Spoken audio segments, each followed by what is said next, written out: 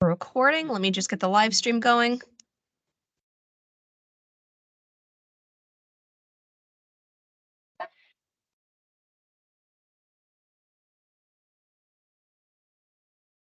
All right, we're live streaming.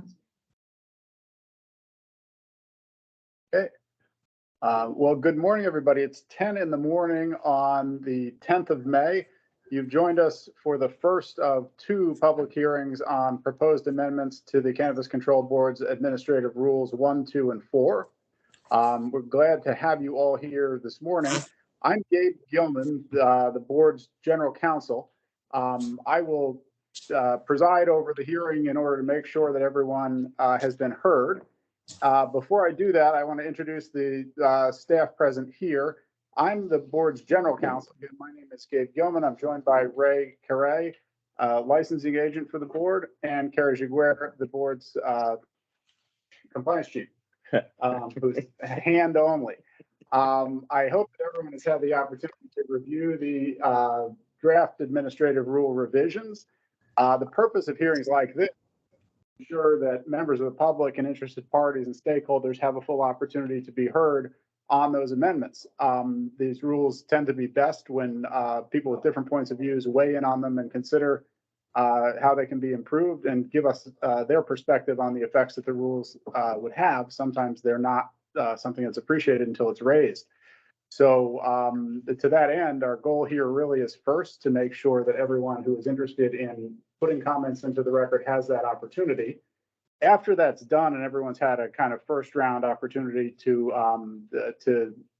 state what he or she will into the record, we can move into kind of a more conversational discussion of why certain amendments are proposed, try to answer questions about them, or take on slightly bigger policy issues. But the first order of business will be to make sure that each of you can be heard. This this hearing is recorded. It becomes part of the administrative record that is filed with the legislature when the proposed rule is reviewed. And we take your comments very seriously. You can comment either here in person or in writing or both. And we hope that you will take that opportunity. Again, those are taken seriously. They're read carefully and reviewed carefully by everybody involved in the rule drafting process, and they're seen by the General Assembly and made part of the permanent administrative record. So we hope you'll take those opportunities, and we're glad that you're here having done so. So we'll begin by, I should introduce Nellie Marble, who is sort of running the meeting from the back end, board's outreach and education manager. Nellie will call on people who have raised their digital hands. Ideally, you can use that little digital hand in your interface and make it known if you'd like to speak. We'll try to give everybody a chance once, and I will kind of try to get out of your way so that you can say what you have to say. I may direct you if you're speaking on a topic that is not pertinent to the rule, for example, something that's completely controlled by covered by the rule. But otherwise, I can give the floor to people interested in having it. So we could start that now, unless anybody has any questions about this process. So let me just real quickly let people ask any questions they may have about how things will proceed or the process that we're here about. All right. Well, seeing none on that score, we can invite folks to contribute their thoughts on the rule. I should add, I have the ability to project the text of the rule onto the screen. I also have the ability to project any relevant statutes that might be useful to you. So I'll try to do that. If speakers would rather I not, or that I switch to a different screen, just let me know and I'll be happy to do it. So I think we do have a hand. Yes, Gretchen has her hand raised. Oh, not anymore. And I should add, it's helpful to us. Oh, yes, sorry. I was lowering my hand to answer. Sorry, Gretchen. I should have added, it would be helpful to us if you would state your name at the beginning of your comment. If you're affiliated with an organization that you would want to be put on the record, let us know. And we would appreciate that. It makes it easier for us to keep track of who was here. Sure. So my name's Gretchen Schimmel-Fenig. I'm an energy engineer with a company called Energy Resources Integration, or ERI. I've worked with cannabis growers for the past 5 years across multiple legal commercial states and have provided guidance on regulations, including providing some guidance to the CCB via the Department of Public Service in the development of these regulations to begin with. So I'm just here to provide some continued feedback on their update, namely that I didn't see any updates to the energy standards section. The particular section that I'm looking at is section 2.5.6. In particular, the section A that says license holders must report energy efficiency benchmarks annually to the board as a condition of license renewal. I was just at NECAN Vermont this weekend and spoke with many growers, and many of them were not really aware of these regulations, that they weren't really aware that they applied to all licensees, including outdoor growers. And I just wanted to mention that the phrase energy efficiency benchmarks has not yet been defined. And so I look forward to the CCB providing some more information to growers about what they mean by energy efficiency benchmarks, the format they want them in, the units they want them in. So as an engineer, I am, continuing to look forward to helping growers navigate these. And I think that with my experience in states like Massachusetts that had to provide some supplementary guidance on benchmarking, I just wanted to bring it to the attention that like this section didn't have any updates to it. I know that the energy standards were given a grace period of 1 year, so that growers don't have to comply with them right away. But having these be a little vague may not be helpful as growers begin to report on them. Thank you. Appreciate that comment.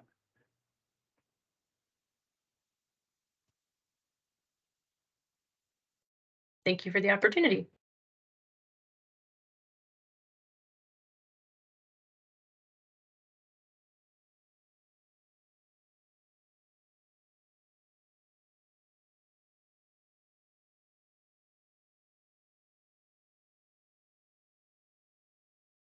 Okay, are there any other commenters? There we are.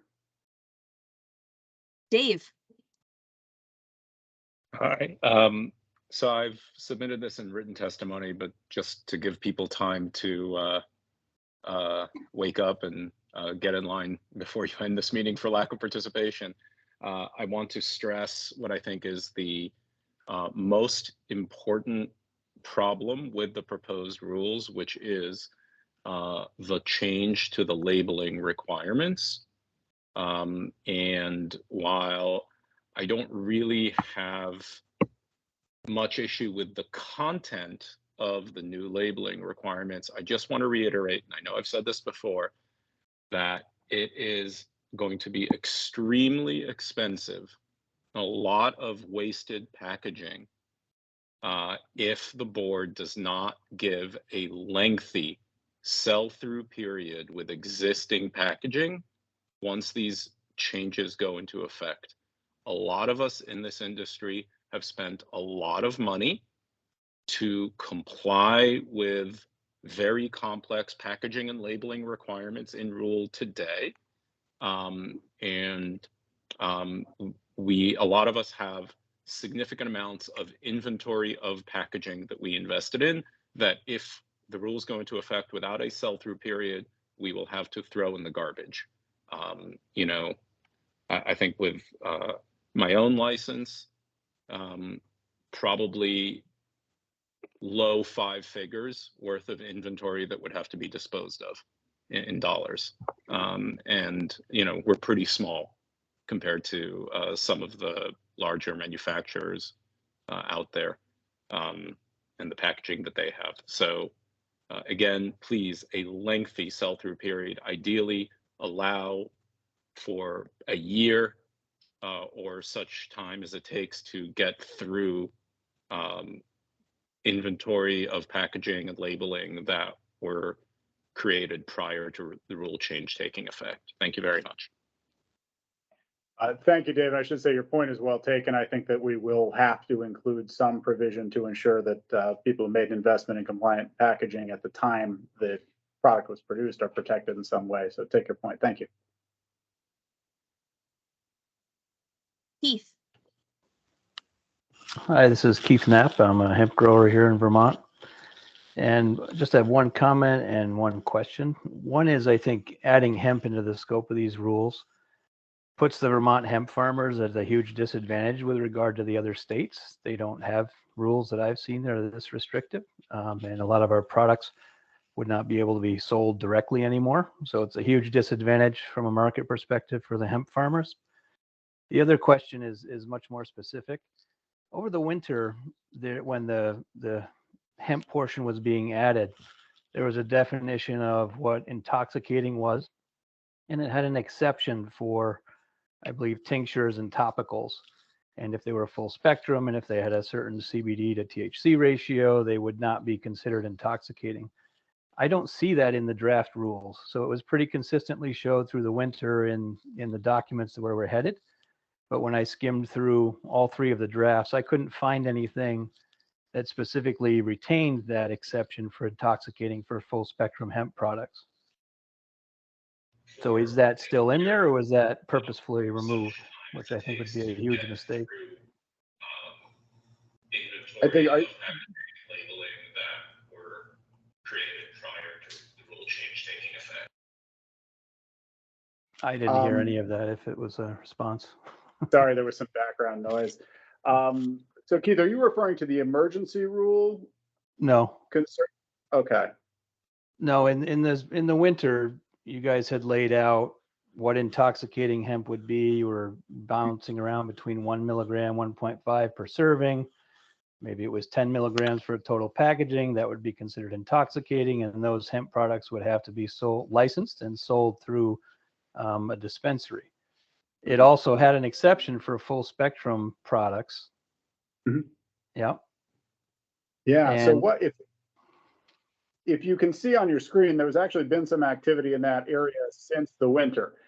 Specifically, at its last regular meeting, the board adopted the emergency rule that you see on your screen as an interim measure to deal with the potentially intoxicating synthetics and hemp-derived THC products. The output of that effort is what you see on your screen, and Right. it's fit for discussion at this hearing because I think it's prudent for us to try to incorporate some version of it in the adopted rule rather than leaving it in emergency status without public input and whatnot. So we would Right. value any thoughts that you have on it. I just want to make sure that you know that this has come along since the winter discussion and stands as the most recent act of the board, trying to make the distinction you're talking about between non-intoxicating hemp Right. and intoxicating hemp products. The reasons for doing this, I think, are pretty well known to most people in the field. The real problem of fairness and public safety if the things that were nominally hemp could be sold outside of the regulated system, despite having intoxicating properties or THC in them in quantities that would be salient to consumers.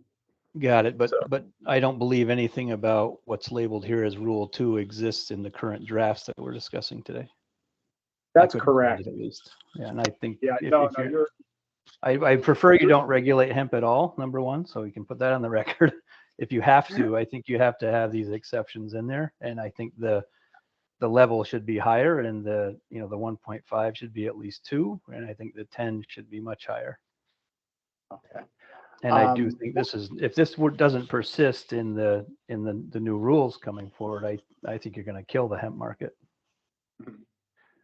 So this is what's under consideration, or I guess should be assumed to be the baseline for what's under consideration for addition to the proposed rule. As you can see, the 10 milligram limit applies or has an exception if the ratio of CBD to THC is 20 to 1 or better. I know that doesn't solve your entire problem, but that was an effort at pointing in that direction. If you have ideas for how those presumptions in Rule 2 can be further tuned up, I would love to have them, and you can make them in writing after the meeting or at the next meeting if you have some time in between. But by all means, if you have ideas for tuning up Rule 2 in order to ensure that hemp products that don't present the problems that this emergency rule is aimed at are exempted or addressed appropriately, we'd be all ears. Well, can I ask, is there at least an intent right now that this set of presumptions would go forward in the new draft rules, or would this stand alone independently of them in perpetuity? I think the most prudent, well, I should say there's going to be a hemp rule under the new system that is not a proposed rule right now. So there'll be a full reboot of hemp regulation that I think stakeholders in that field will have a significant opportunity to participate in. But that's not part of what's going forward in the current proposed rule. Because it's not, and because this emergency rule stands sort of out there in orbit, it seems to me more appropriate that the board try to incorporate the emergency rule in this rulemaking effort so that it can get itself into a permanent, status without delay. And then if further revisions are appropriate, we could move those into the hemp rule when the hemp rule is ready. But I think the sense of the board and most people in the marketplace was that we couldn't wait on the problem of potential intoxicants for the full hemp rule to be drafted with stakeholders, that we need something to bridge the gap. So that's what you're looking at, but the intention would be to add something substantively parallel to what you see here to the proposed rule. Okay, thank you. Sure. Thank you. Stephanie. Hello, is it okay if I make a comment? Hi, I'm Stephanie. Is it my turn? Can you hear me? We can hear you. Hi. Okay, great. My name is Stephanie Waterman. I am the co-owner of White River Grow Pro. We are a garden supply store that was founded in 2014 to cater to cannabis cultivators of all sizes. In 2015, we began selling CBD products, sourcing from both Vermont-based and out-of-state producers. I have spent 3 years as a registered hemp farmer with the state, and I am in my first year of working with the USDA to become registered to grow hemp under their program. Today, I'm here to comment on the board's proposed rules for the regulation of CBD products. The proposed limit of 1.5 milligram THC per serving will make Vermont one of the strictest states in the nation for access to CBD, and I urge the board to reconsider this serving limit. Moving CBD products into adult use dispensaries where they will carry cannabis excise tax and all the regulations that come with adult use products will significantly increase the cost of Vermont-made hemp products and limit access to those who need it the most. For those producers who choose to reformulate and remove THC from their products, making them weaker and less effective, will reduce their ability to compete on the national market. These proposed rules put an undue strain on an already struggling Vermont hemp industry and is a total 180 from the hemp farmer-friendly atmosphere Vermont has enjoyed since we implemented our hemp pilot program in 2013. These rules will force many out of business or out of state to continue to produce their trusted products. I understand intellectually what the board is trying to do with its regulation of CBD. You are trying to limit the truly psychoactive hemp products that have been being produced under so-called loopholes in the 2018 Farm Bill. The issue is that until those products are regulated nationally, you won't stop access to them because Vermonters can still buy them online. Despite my store's history of selling those types of products and the discussions I've had with the CCB surrounding hemp-derived cannabinoids, I want to make it clear I am not here today to advocate for those truly psychoactive hemp products. Frankly, I do see some value in regulating them. What I am here today to say is that you are swinging the pendulum too far in the other direction by choosing a limit of 1.5 milligram THC per serving. This limit seems not to be based in any scientific fact and means that the 25 to 30 milligram CBD capsules and gummies that people have enjoyed access to in Vermont will no longer be available, as most full spectrum products in that range would carry between 1.5 to 2.5 milligrams of THC. Vermonters using these types of products are not getting high, they are getting better. I find it ironic that the board acknowledges that the THC caps in the adult use market handed to them by the legislature are hindering the industry. You are working to change that, and rightfully so. Thank you for that. Yet on the other side, you are self-imposing some of the strictest caps in the nation on CBD. It doesn't make sense.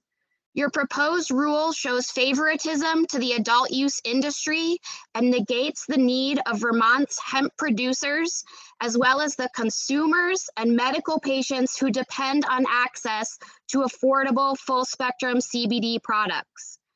In the CBD space, producers have not traditionally labeled their THC content. They just say it contains less than 0.3% THC. This has left the majority of consumers of CBD totally unaware of how much THC there actually is in their favorite CBD product. I challenge any consumer to go look at the lab results for your CBD product to understand the amount of THC in there, and so that you may have some context when forming your opinions on this 1.5 milligram limit because of how that product affects you. I think you'll be surprised how much THC there really are in full spectrum hemp products. I certainly was when I started to really learn and understand these things. Science tells us that we need full spectrum whole hemp extraction to be most medicinally effective. Please do not limit the value and effectiveness of Vermont-made hemp products by imposing such strict THC limits in hemp. The ratio disclaimer is a good start to protect true full spectrum products, but the individual serving limit of 1.5 milligram is too low and needs to be increased at least by 1 more milligram. There is space in the Vermont cannabis industry for everyone, adult use, medical, and hemp. Please remember that it is your job to regulate and do so in a fair and equitable way for all of these factions of the cannabis industry. We're circulating a petition to encourage the CCB to reconsider this 1.5 milligram limit. As of today, we have just over 200 signatures in the last 72 hours, and it is growing. I encourage anyone interested in supporting our efforts to stop in the shop or hook up to our link online to sign the petition. Thank you for your support protecting Vermont hemp farmers. Okay. Thank you, Stephanie. I'll say the same thing to that comment as the previous one. First, there will be a full rulemaking on hemp, and this isn't it, of course, but you are right to be talking about the emergency rule right now because of the intention to enroll it in I just talked about. So Stephanie, I think the ask from here would be the same as for the previous speaker. If you have ideas about how what is now emergency rule 2 can be tuned up, we would very much appreciate them. Ideas such as moving the ratio so that it's applicable to sub B of that rule as well as sub C, things like that, I think certainly are options that should be considered. And if you have any to share, we'd love to hear them. So I'll leave the time for the next speaker. All right, I would like to turn to the phones at this point. The phone number ending in 6687 has been unmuting themselves, but just a quick note first. If you have joined by phone and would like to make a comment, you can hit *6 to unmute, and I will call on you using the last 4 digits of your phone number as I see them. So phone number ending in 6687, please state your name and you're up. Hi, thank you. My name's Jane, and I just want to thank the previous 2 folks for their comments. And I want to just agree with everything that they're saying. I think that I think it's 1 milligram in your new rules. I agree that that is too low for hemp products and does put the Vermont hemp industry at a disadvantage compared to the national brands. It seems if this isn't the time to if you're going to regulate hemp further, then maybe it's not the time to include the hemp cap at all in this round that's being proposed now. I also just want to comment two other comments. The definition of full spectrum, I'm not sure if that's being applied to hemp, but I just want to ask you to consider that in the state of Colorado, which is one of the largest hemp producers, their definition of full spectrum is different. And so they're only required to have, I think, more than 2 cannabinoids in a gummy or in an extract to call it full spectrum. And so if we're taking the word full spectrum off of Vermont products that do contain more than 1 cannabinoid, that would meet Colorado's definition of full spectrum. And Vermont products sits next to a Colorado product. The Colorado product can put the word full spectrum onto their label, but the Vermont hemp product may not be able to do that if this is the definition. I just would like you to consider the woman who spoke before me. She used the word whole hemp. We see Charlotte's Web is starting to use whole hemp, or perhaps we need to create a new term for Vermont's definition of full spectrum so that it doesn't cause confusion or put us at a disadvantage if we're sitting next to the same full spectrum, in quotes, as Colorado products. And just last, the 10 milligram cap that's on the THC products, the cannabis products, we are still hearing of folks who are traveling over to Massachusetts because they don't want to be limited on the size of the quantity of gummies that are in a bottle. So I think that should be considered as well. I also just always think that the fees to enter the cannabis space and the taxes that are imposed on the consumer, at every meeting we should be asking for these to be lowered.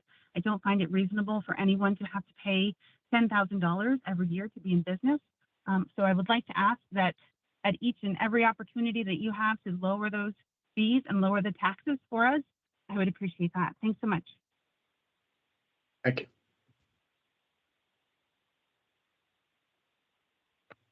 All right, we'll take a moment to see if anybody else who's joined via phone would like to comment. If you would, please hit *6 to unmute, and I will call on you by the last 4 digits of your phone number. So I'll just pause for a minute to allow folks the opportunity to unmute if they would like.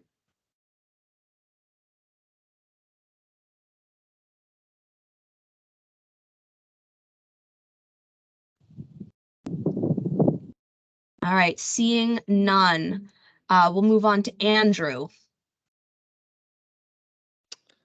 Hello. Thank you for taking my comment today. My name's Andrew. I've had a hemp company here in Vermont for 6 years, and my background's in horticulture.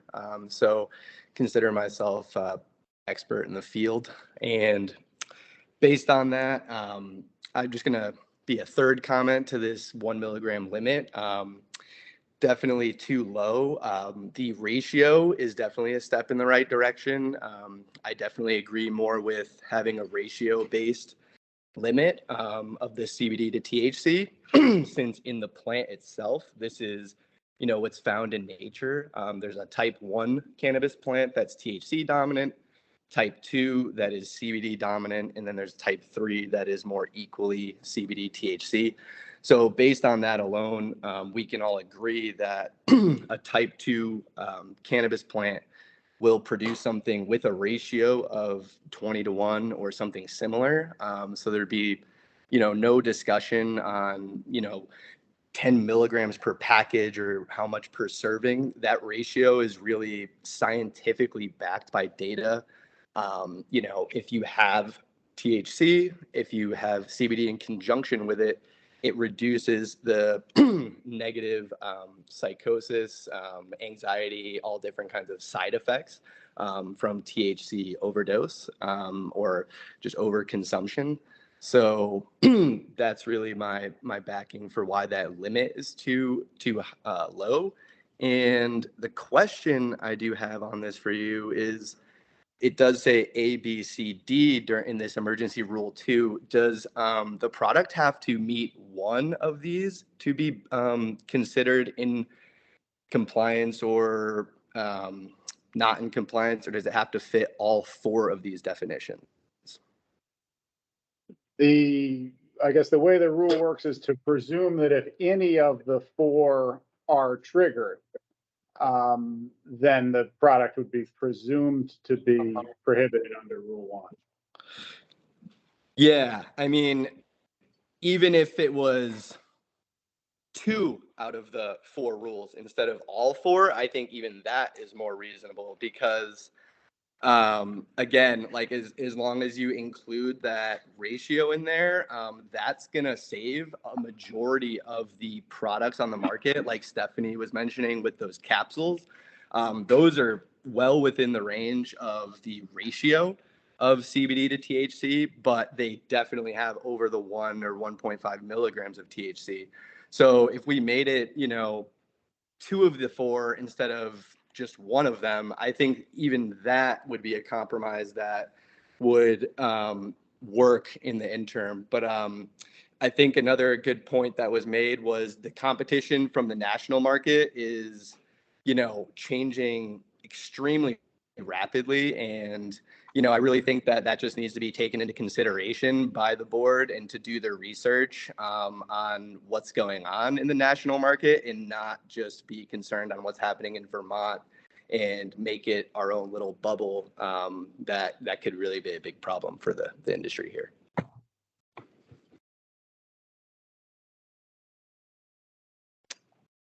Thank you. Thank you. Scott is up next.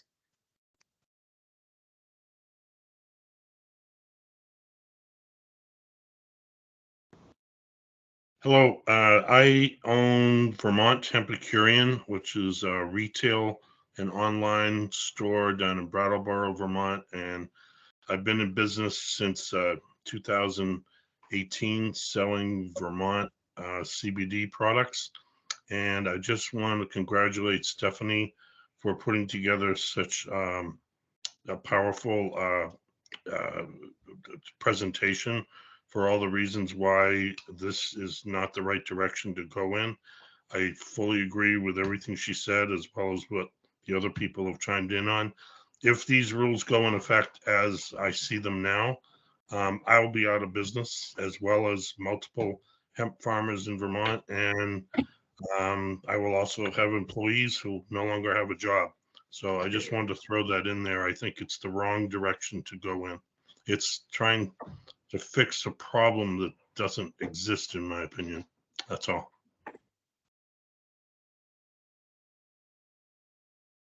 Thank you. Riley is next. Hello, thank you for hearing my comment today. My name is Riley. I am a medical patient. Our family farm was the first clean grain certified farm in Vermont almost 9 years ago, and I also do the state education trainings with my mom through the Vermont Cannabis Nurses. Another thing is I do work in a dispensary, and something that we do see time and time again is that this is medicine for people and it is too expensive. I've seen with my own eyes, I've seen regular people who are really awesome and really nice and see all the time. I've seen them relapse and not be able to afford their medicine and then disappear and not come in for months.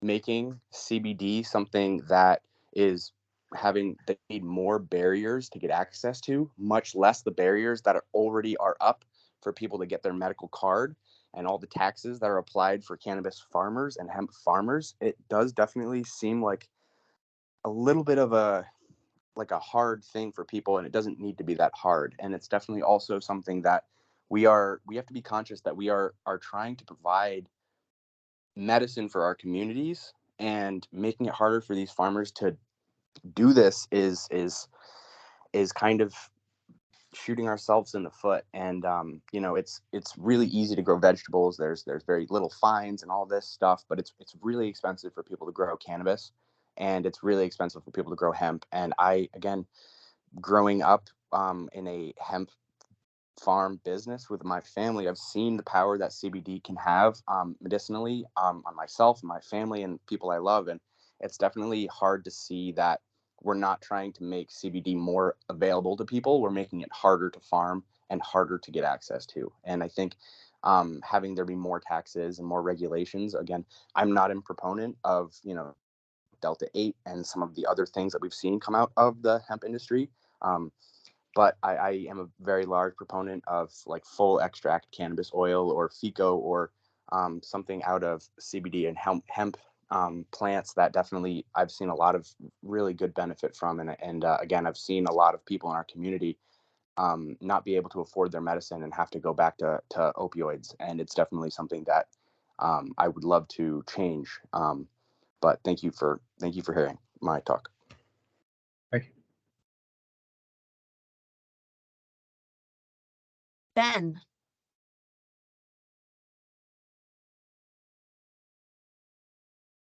Hello. Hi, Ben. Hey, this is Ben Wilcox from Off Piece Farm, licensed Tier 1 outdoor cultivator.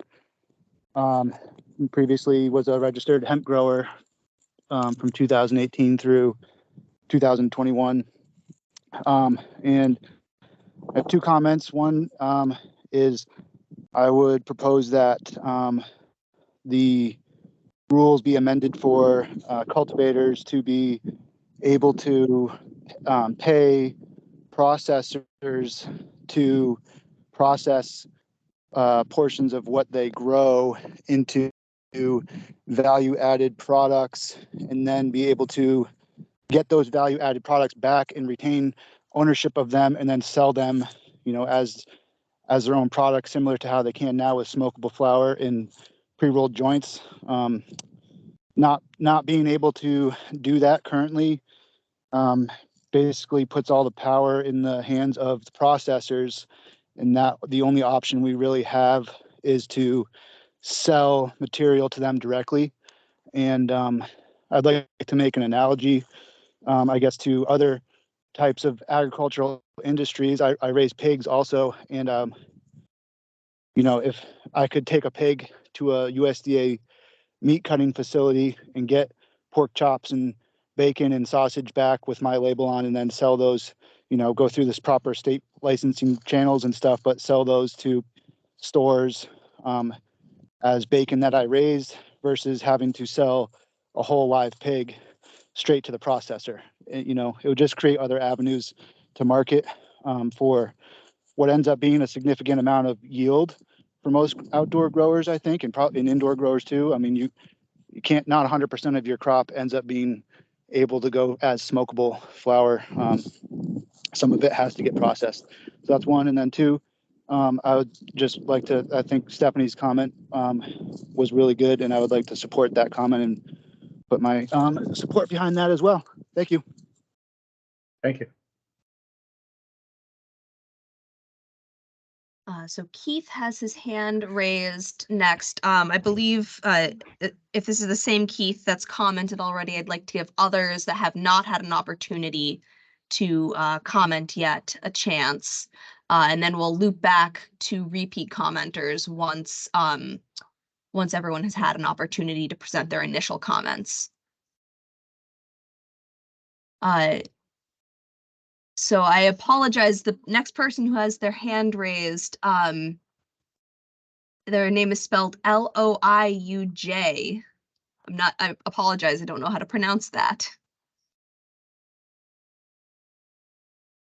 Hi. Sorry. Yeah, I honestly typed random letters in.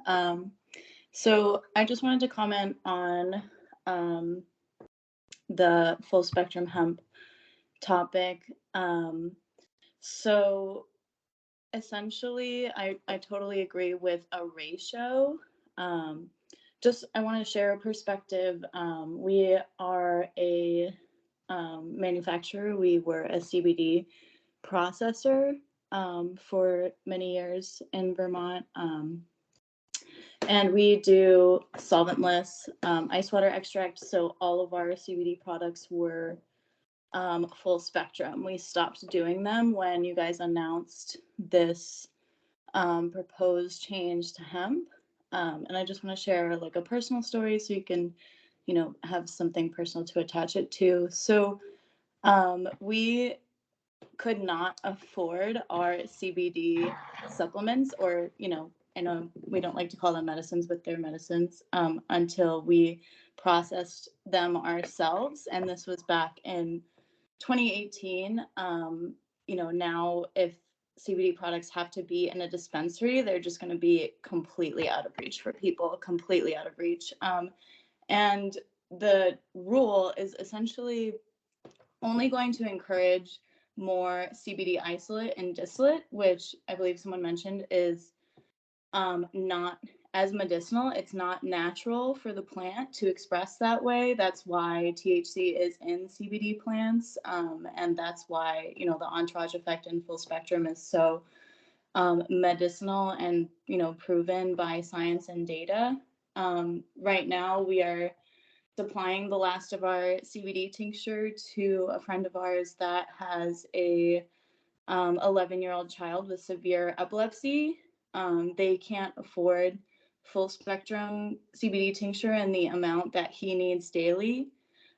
So I just can't even imagine, the pain and trauma of having a child that is having seizures 3 times a day at school, at home. And then, the only thing that helps is CBD, which is $60 to $80 an ounce for what they need. And that's going to be 3 bottles per week.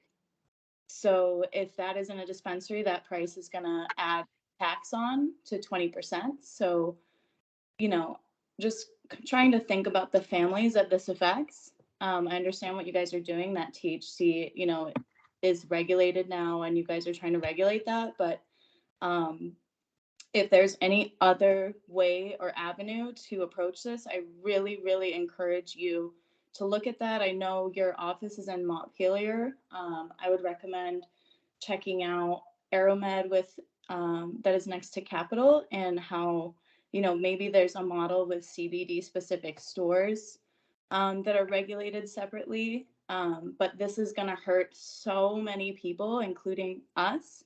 And, we're going to find a way to access these medicines that people need, and people will find a way to access them. So just like the concentrate cap on solid concentrates that encourages people to go to the black market for those cheaper, it's going to be the same.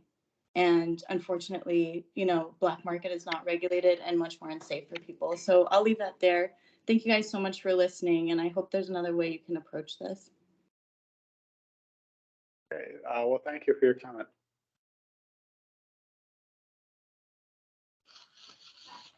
All right, we have still 2 repeat commenters. I'll give one more moment for those who haven't commented yet to raise their hands, and we'll turn to repeat commenters.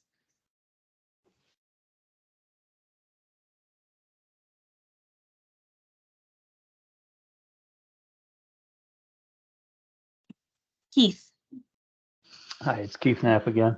I just want to clarify something. I know you're asking for our comments on the whole rules, and again, I'm interested mostly in the hemp side, but haven't you effectively already put in place hemp rules without our comments by putting the emergency rule in place? I mean, isn't that in effect right now? So that Yes, happened. So that happened without our input, right? Even though we were told in the winter that we would get our input in before the rules went into place. Well, this is the opportunity for you to provide that input. We've taken it as soon as possible. An emergency rule is operative for 180 days, and only upon a showing that there is an actual emergency to be addressed concerning the public health, safety, and welfare. So the idea is it's somewhat unusual that one would be pushed into comment this early, but we did it so that you could be heard right away and didn't have to wait out the development of the full hemp rule, which is going to take quite a bit longer. So that's the hope. And I share your concern. I don't want interest in the emergency rule to crowd out discussion of the other proposed amendments to 1, 2, and 4, because there's quite a bit in there that may interest people as well.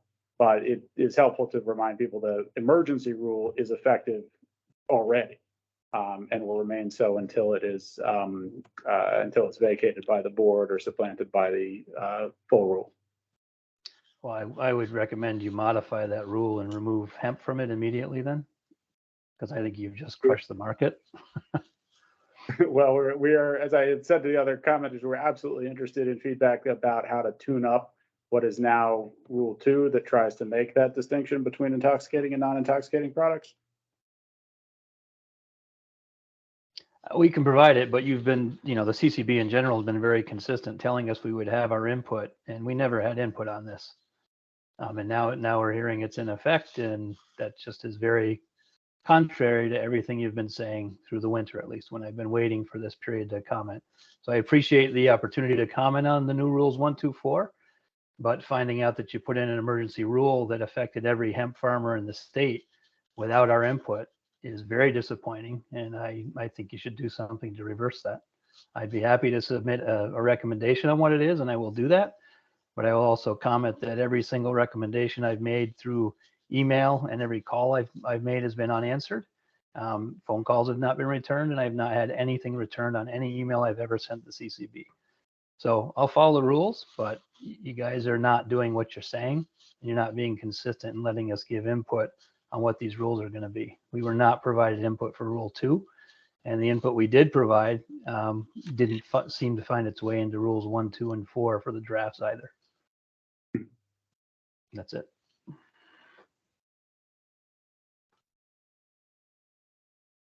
Stephanie. Hi, thank you. I just wanted to say thank you so much to everyone who's speaking up on behalf of hemp today. I hope the CCB is listening loud and clear that our hemp farmers have not gone away. And though there are many fewer of us left than there were 3 years ago, we're still here and ready to fight for this plant that we're ready to fight for this plant. I want to thank Scott specifically for pointing out the economic impacts of this proposed rule and say that the emergency rule is also having immediate economic effects that are negative to my business and to producers in the state. And I hope you will take some of the comments regarding ratio seriously. And I would suggest that you amend your emergency rule immediately to only focus on the ratio so that your intentions are coming through in the proper way instead of sweeping all full spectrum along with this emergency rule. Thank you again for your time.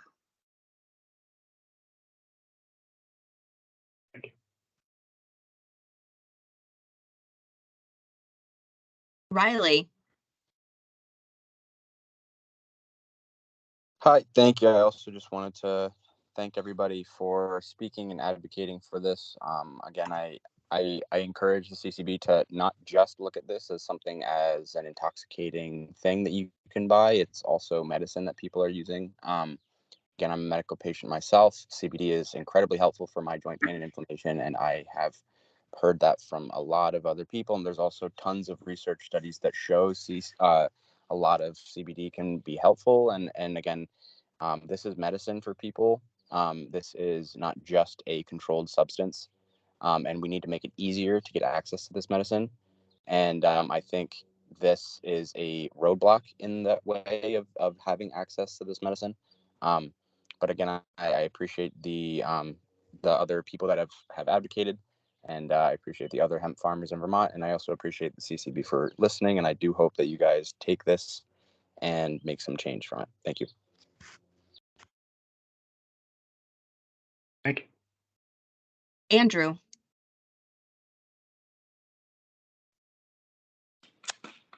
Yeah, I just want to thank everyone for showing up and just kind of reiterate that, I think it speaks volumes that most of the comments today were about the hemp rules, because I can see there's 52 people here and many of them are in the THC space. And, we're still getting most of the comments about this hemp rule.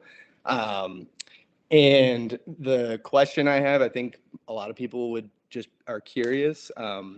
What is exactly, the enforcement behind this rule? Like, what are the penalties? Obviously, we all are going to follow the rules, but it's also good to know, like, when there's an emergency rule that affects everyone, like, what is, the repercussions of this, if someone has an issue.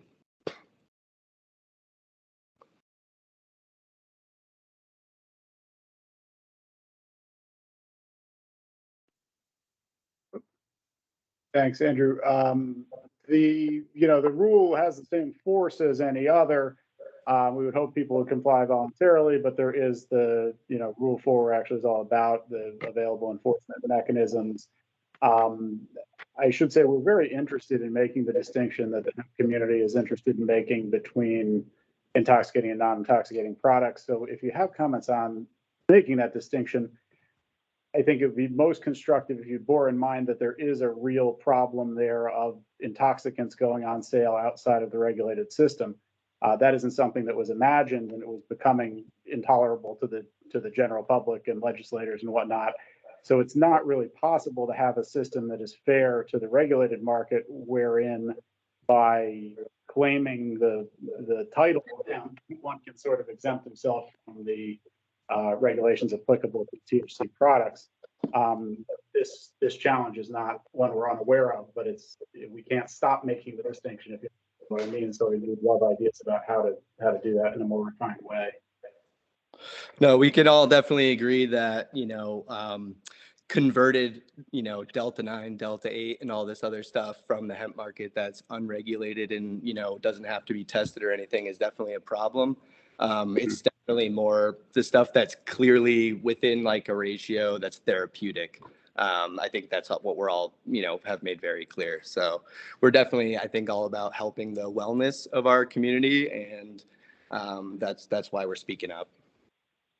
Yeah, that sounds great, and I appreciate your understanding of that. I just wanted to emphasize on the side of why did this happen in the first place. We were in a position that just wasn't responsible to anybody in terms of public safety or fairness to the people who incurred the considerable regulatory costs to be in the regulated adult use market.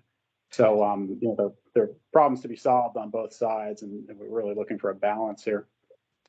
Yeah, no, thank you for listening to our side of things, because it's just unfortunate that the people who are trying to do the right thing and help people end up kind of swept into this rule unintentionally. So thank you for listening to us, and we hope to see some change.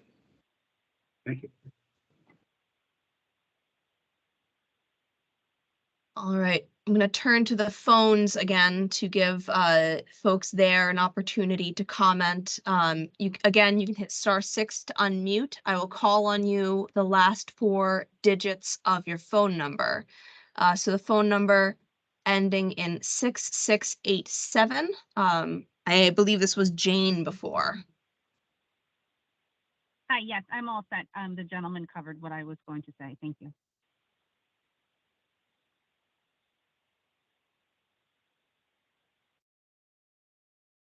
Give another moment to the phones. Again, please hit *6 to unmute. And if you have joined the meeting via the Teams link, again, you can raise your hand. We are accepting comments on rules 1, 2, and 4.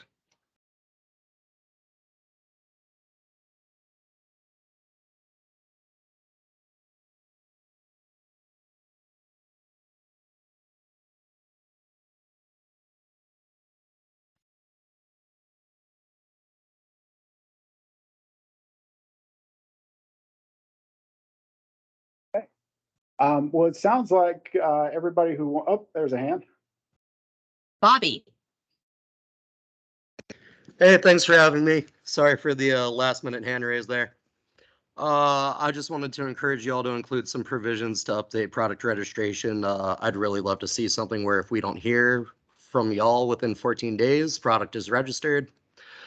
That's how it's done in a lot of other states. I think it also makes sense because then y'all are more prone to independently audit products to make sure that they're actually at the dosages and cleanliness that is reported. That's about it. Thank you very much. Thank you, Bobby. Appreciate it. Okay, so in the absence of other hands, I want to show you the invitation to comment again, because it's a good reminder of what happens next. First, if you haven't made written comments and you have ideas either after this meeting or that you want committed to writing, please send them to that email address, ccb.info@vermont.gov. That's by far the simplest way to make sure that your comments get in the record. Your comments won't receive a response from the agency. That doesn't mean nothing's done about them or that they're not taken seriously. They go into the administrative record, and the agency explains how it has acted or not acted on the comments in its filings with the legislative committee that reviews administrative rules. So that email address is terrific, can be used anytime up to 5 days after the last hearing. So if you'd please make sure that written comments are in by the 20th, that would be very helpful to us. There will be another public hearing on the 15th. This one will be held at 6 p.m. so that people with unusual schedules have an opportunity to participate, or I should say regular schedules if you're working until 5. So please join us then, or invite peers who are interested to join us then. So thank you again for all of your work and comments. They've really helped us to know what areas of the rule need attention. And so thank you for being with us, and we hope you'll write your comments as well if anything occurs to you after the meeting. With that, I think everybody's been heard, so I'll call the meeting over, and we could turn off the recording. Thank you, and hope to see you again if you have unaddressed comments at 6 o'clock on the 15th.